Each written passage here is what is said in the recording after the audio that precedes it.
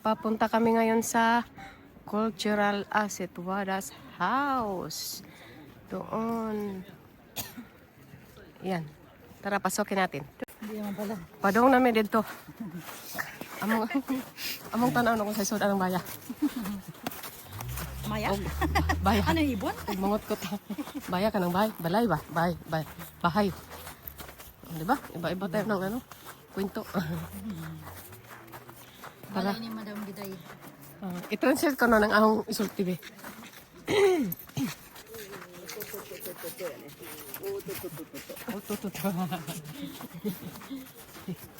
I-translate ba na akong isulti be? Ha? I-translate niya akong isulti.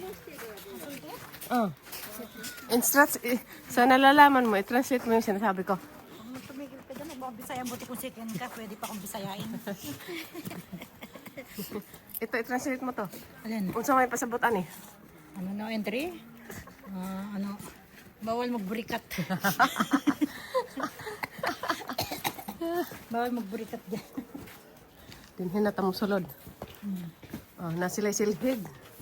O na sila'y post office. Cute. Sus, maghubo-hubo pa man di ay.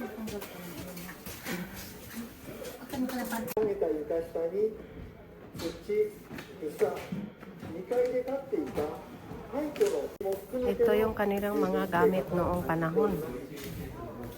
Ng mga 合宿が続いております。 engkanto. 番所役人をしていた頃の名残を残す部屋となります。 Hanggang ngayon, ginagamit na din nila. Wala namang sinasabing bawal ang camera, di ba? Pwede naman ito. Uy, nasa may cotton. Ano yan yung may music? Silkworm? Kokon. Yung nakita nita sa video na. Ano si Tenohika? Nagaganyan sila. Oo. Gumagawa ng cotton, no? Pwede pa lang gawin yan. Ayun. Ayan, anday ba? Yung uod na sino sa dati, tiro. Nakikita niyo ba yung ganito?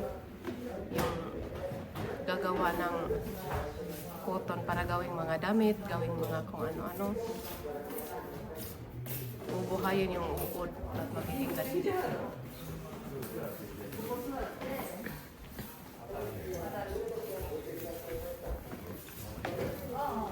Laki ng mga plato, oy. Yan, ginagamit nga nila talaga yan. Mga 12, mali ang aking paningin. 18 years, 1824. Ito yung mga taong gumawa ng mga plato na yan. Yung kapatid ng Tenohika. Si Onisang. Na?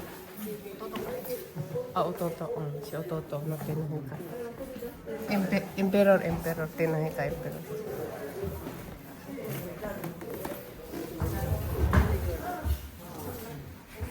Uy, naalala na ba to? Dito bawal akyatan, ha? Yan ang nakalagay. Yan o yung sa papag, sa lapag. Doon tayo namamahinga pagtangha. Doon. Ito talaga, nagbablog ako. Kung saan man ang kasama niya. Santukin mo.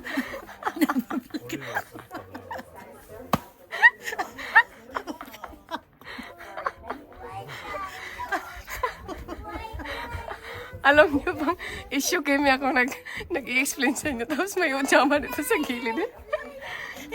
I-insert talaga niya yung gusto niyang sabihin. Panghi-panghi daw. Namamahay na daw siya kapula.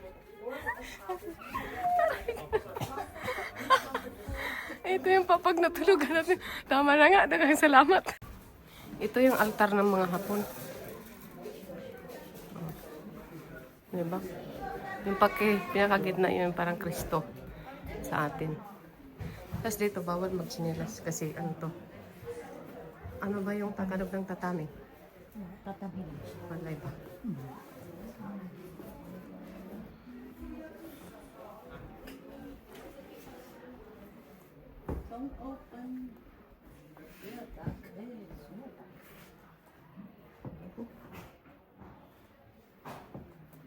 Tapos yung mukha sinayayakan yan. Diba? Sarap. Ganda yung may ding-ding namin. でもこれねすごくない？これがすごい。この一門の板なんだよこれね。